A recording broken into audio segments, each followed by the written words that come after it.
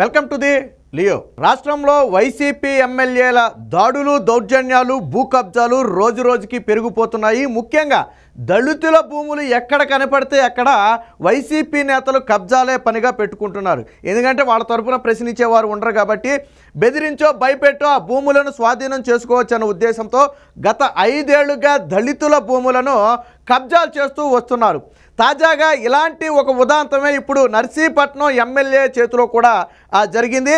అక్కడ ఒక నాతవరం మండలం అలాగే మర్రిపాలెం గ్రామానికి చెందిన దాదాపుగా 8 కోట్ల రూపాయల విలువైన ఆస్తి పైన నర్సీపట్నం ఎమ్మెల్యే అయినటువంటి ఉమాశంకర్ గణేష్ కన్నేశాడు. ఎలాగైనా సరే దాన్ని చేజిక్కించుకోవాలి. ఎందుకనంటే ఆ భూమి ఒక దళితురాలి పేరు మీదుగా ఉంది. పైగా వాళ్ళు సొంత పార్టీ కార్యకర్తలే, అందులో వారికి అనుకూలంగా ఉన్నవారే.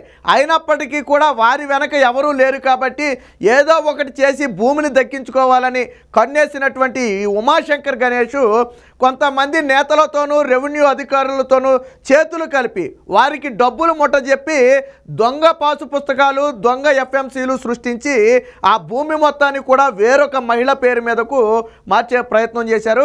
ఇక అసలు విషయానికి వెళితే నాతవరం మండలం మర్రిపాలెం గ్రామానికి చెందినటువంటి నోకాలమ్మ అనే ఒక మహిళకు 8 కోట్ల రూపాయల ఆస్తి అయితే ఆ గ్రామంలో ఉండటం జరిగింది. అది ఎప్పుడైతే ఎమ్మెల్యే ఉమాశంకర్ గణేష్ కంట్లో పడిందో దాన్ని ఎలాగైనా చేజిక్కించుకోవాలని అక్కడ స్థానిక సర్పంచ్ అయినటువంటి సాంబమూర్తి అలాగే వైసీపీ కార్యకర్త అయినటువంటి కృష్ణంరాజు అనే 2 వ్యక్తులను పురమాయించుకుని వారి ద్వారా తతంగం మొత్తం కూడా నడిపాడు. రెవెన్యూ అధికారులు ఎంఆర్ఓ దగ్గర నుంచి విఆర్ఓ ఆర్ఐ వరకు అందరినీ భయపెట్టో, బెదిరించో లేదా లంచాలు ఇచ్చో మొత్తానికి ఏదో ఒకటి చేసి దొంగ సాక్ష్యాలను సృష్టించి దొంగ పాసు పుస్తకము, దొంగ ఎఫ్ఎంసీ కూడా సృష్టించి దేవుళ్ళమ్మ అనే ఒక మహిళ పేరు మీదకైతే మార్చేశారు. వాస్తవానికి దేవుళ్ళమ్మ అనే మహిళకు ఆ భూమికి ఎటువంటి సంబంధం లేనే లేదు. కేవలం ఎందుకు మార్చారు అంటే డైరెక్ట్గా ఎమ్మెల్యే పేరు మీదో వాళ్ళ బంధువుల పేరు మీదో మారిస్తే అనుమానం వస్తుంది కాబట్టి ముందు దేవుళ్ళమ్మ అనే ఒక మహిళ పేరు మీదకు మార్చి రేపటి రోజున ఆ మహిళకు తులమో పొలమో అప్పచెప్పి ఆ మొత్తాన్ని కూడా కాజేయాలనేది ఎమ్మెల్యే ఉమాశంకర్ ప్రధాన ఉద్దేశంగా కనపడుతుంది. పాపం బాధితులు దీని గురించి పోలీస్ స్టేషన్లో ఫిర్యాదు చేశారు, కలెక్టర్ ఆఫీసులో ఫిర్యాదు చేశారు. కనపడిన ప్రతి అధికారికి నెత్తి నోరు కొట్టుకున్నా అక్కడ ఉన్నది అధికార పార్టీ ఎమ్మెల్యే కాబట్టి ఎవరు కూడా ఏమీ చేయలేని పరిస్థితి. అంటే ఒక దళిత మహిళకు చెందిన భూమిని కూడా ఈ వైసీపీ నేతలు వదిలిపెట్టడం లేదు. పాపం వాళ్ళు కాళ్ళరిగేలాగా కలెక్టర్ ఆఫీసుల చుట్టూ, ఎంఆర్ఓ ఆఫీసుల చుట్టూ తిరిగినా ఫలితం మాత్రం శూన్యం. అంటే ఒక ఎమ్మెల్యే తలుచుకుంటే ఎలాంటి భూమి అయినా కబ్జా అయిపోతుంది. సొంత పార్టీ నేతల దళితుల భూములను కూడా వైసీపీ నేతలు వదిలిపెట్టడం లేదు అనడానికి ఇదొక ఉదాహరణ.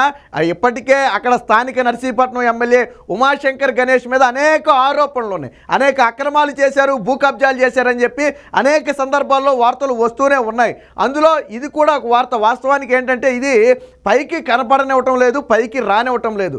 తాజాగా ఇటీవల షర్మిల ప్రాంత పర్యటనకి వెళ్ళినప్పుడు షర్మిలకు కూడా ఈ నోకాలమ్మ అనే మహిళ తన బాధనైతే చెప్పుకోవడం జరిగింది. కలెక్టర్ ఆఫీసులో చెప్పుకోవడం జరిగింది, ఎస్పీకి చెప్పడం జరిగింది, స్థానిక పోలీస్ స్టేషన్లో ఫిర్యాదు చేయడం జరిగింది, ఎంఆర్ఓ ఆఫీసుల చుట్టూ తిరగడం జరిగింది, స్పందనలో కూడా పెట్టారు. అయినప్పటికీ కూడా 2 సార్లు కలెక్టర్ ఆఫీస్కి వెళ్ళినప్పటికీ స్పందనలో దీనికి సమస్య పెట్టినప్పటికీ ఈ రోజుకి దాని మీద స్పందించలేదు. అంటే అధికార పార్టీ ఎమ్మెల్యే ఏ స్థాయిలో ఒత్తిడి తీసుకొచ్చి వారందరినీ అడ్డుకుంటున్నాడో దీన్ని బట్టి అర్థమవుతుంది. నర్సీపట్నంలో పూర్తి స్థాయిలో ఆ అరాచకాలు అయితే సాగుతున్నాయని చెప్పి అనేక సందర్భాల్లో చెప్పడం కూడా జరిగింది. సో దీనికి సంబంధించి ఆ వార్తలు కూడా వచ్చాయి, ఒకసారి మనం పరిశీలిద్దాం. గతంలో షర్మిల ప్రాంత పర్యటనకు వచ్చినప్పుడు కాంగ్రెస్ నేతలు వచ్చినప్పుడు కూడా ఆవిడ తన బాధను అయితే చెప్పుకుంటుంది. మనం ఒకసారి అనొచ్చు.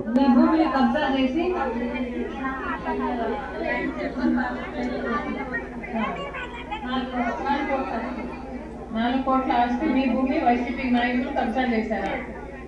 కలెక్టర్ దగ్గరికి వెళ్ళావమ్మా? ఏమైనా పరిష్కారం అయిందా? సో విన్నారు కదా, నీ భూమిని వైసీపీ నేతలు కబ్జా చేశారా, మరి కలెక్టర్ దగ్గరికి వెళ్తే ఏమైనా పరిష్కారం అయిందా అని చెప్పి స్వయంగా షర్మిలే బాధిత మహిళలను అడిగే పరిస్థితి. కానీ ఏమీ అవ్వలేదని చెప్పి వాళ్ళు చెప్పే పరిస్థితి.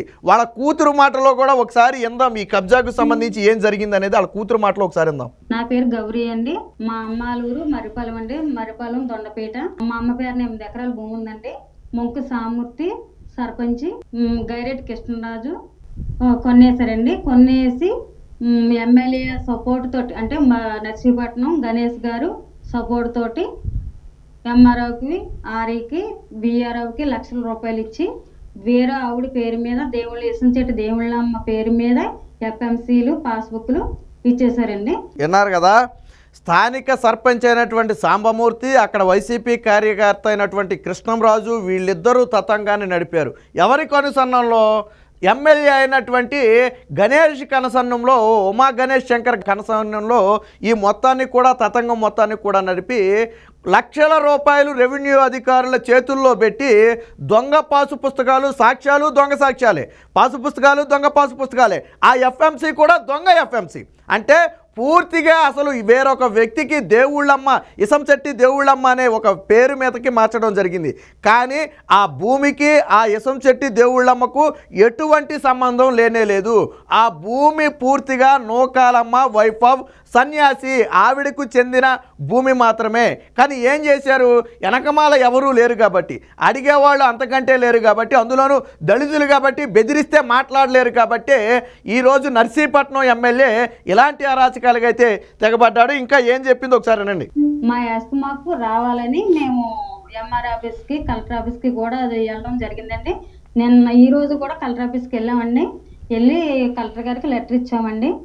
మా పాస్బుక్లు ఎఫ్ఎంసీ రద్దు చేయమని కోరుకుంటున్నామండి.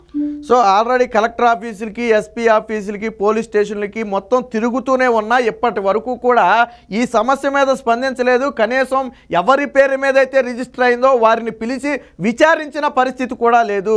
అంటే ఒక సొంత పార్టీ నేతల దళితుల భూములకే రక్షణ లేకుండా పోయింది ఈ వైసీపీ పాలనలో. అందులోనూ నర్సీపట్నం ఎమ్మెల్యే కన్నుబడితే ఇక అది ఎలాంటి భూమి అయినా సరే కబ్జా కావడమే తప్ప అక్కడ ఎటువంటి ఇది ఉండదనేది గతం నుంచి ఉన్నదే. దానికి సాక్ష్యమే ఈరోజు ఉదాహరణ ఆవిడ కూతురే చెప్తుంది. అక్కడ ఏం జరిగింది, ఎలా బెదిరిస్తున్నారు ఏంటనేది స్వయంగా కూతురే చెప్తుంది. వీళ్ళు గతంలో పోలీస్ స్టేషన్లకు కూడా కంప్లైంట్ ఇచ్చారు. అది కూడా చూద్దాం ఒకసారి. ఇగో గతంలో పోలీస్ స్టేషన్కు కూడా వెళ్ళి కంప్లైంట్ అయితే ఇవ్వడం జరిగింది. ఇదిగో పోలీస్ స్టేషన్, ఎక్కడైతే పోలీస్ స్టేషన్ నాతవరం పోలీస్ స్టేషన్లో కంప్లైంట్ ఇచ్చారు. కంప్లైంట్ కూడా తీసుకున్నారు, తరువాత రసీదు కూడా ఇచ్చారు. ఇలా కంప్లైంట్లు మాత్రమే తీసుకున్నారు తప్ప తరువాత చర్యలు మాత్రం శూన్యం. ఎందుకనంటే అటుపక్క ఉన్నటువంటి వ్యక్తి ఎమ్మెల్యే, వైసీపీ పార్టీ ఎమ్మెల్యే కాబట్టి ఆ వ్యక్తిని ఏమీ చేయలేరు. కాబట్టి ఒక దళిత మహిళకు అన్యాయం జరుగుతుందని అందరికీ తెలిసిన, అది రెవెన్యూ అధికారులకు తెలుసు, పోలీసు అధికారులకు తెలుసు, స్థానిక ప్రజలకు కూడా తెలుసు. అయినప్పటికీ కూడా అటుపక్క ఉన్నటువంటి ఎమ్మెల్యే కాబట్టి ఎవరు ఏమీ చేయలేని పరిస్థితి. ఈ ఎమ్మెల్యే స్థానికంగా కొంతమందిని అండగా చేసుకుని ఇలాంటి భూ కబ్జాలకు గత 5 ఏళ్లలో అనేక భూ కబ్జాలకు పాల్పడ్డాడని చెప్పి అక్కడ స్థానిక ప్రజలే మాట్లాడుకునే పరిస్థితి. అందుకు ఉదాహరణ ఈరోజు నూకాలమ్మకు చెందిన 8 కోట్ల రూపాయల భూమిని కూడా కబ్జా చేయాలని చెప్పి ప్లాన్ చేయటం, దళితుల భూమికి రక్షణ లేదు అనటానికి నర్సీపట్నం ఎమ్మెల్యే చేసినటువంటి ఈ భూ కబ్జానే ఒక ఉదాహరణ. ఎప్పటికైనా అధికారులు, కలెక్టర్లు స్పందించాలి. ఒక మహిళకు, అందులోనూ ఒక కుటుంబానికి జరుగుతున్న అన్యాయం ఇది. ఇక్కడ గాన ఒక దళిత కుటుంబాన్ని ఇక్కడ గాన మనం వదిలేస్తే ఇది ఎక్కడితో ఆగదు. ఇలాంటి కబ్జాలు అనేకం జరుగుతాయి. ఇక ఎలాగా వైసీపీ పార్టీకి రోజులు దగ్గర పడ్డాయి. ఇక వచ్చే ఎన్నికల్లో ప్రజలు ఓట్లేసే పరిస్థితి లేదు కాబట్టి దీపం ఉండగానే ఇల్లు చక్కబెట్టుకోవాలన్న ఉద్దేశంతో రోజులు దగ్గర పడే కొంది వీళ్ళ కబ్జాలు కూడా రోజు రోజుకి పెరిగిపోతున్నాయి. ఒక నర్సీపట్నం అనే కాదు, రాష్ట్ర వ్యాప్తంగా వైసీపీ ఎమ్మెల్యేలందరూ కూడా ఇదే విధంగా భూ కబ్జాలకు, అక్రమాలకు, అక్రమ ఇసుక తవ్వకాలకు లేదా గ్రానైట్కు ఈ రకంగా మొత్తానికి కబ్జాలకైతే పాల్పడుతున్నారు. ఏది ఏమైనప్పటికీ నూకాలమ్మ భూమిని కాపాడాల్సిన బాధ్యత రాష్ట్ర ప్రభుత్వ అధికారుల మీద ఉంది. ఈ దొంగ పాసు పుస్తకాలు, దొంగ ఎఫ్ఎంసీ సృష్టించిన ఎవరైతే రెవెన్యూ అధికారులు ఉన్నారో, ఎంఆర్ఓ దగ్గర నుంచి విఆర్ఓ వరకు కూడా అందరి మీద విచారణ చేసి కఠిన చర్యలు తీసుకోవాలి.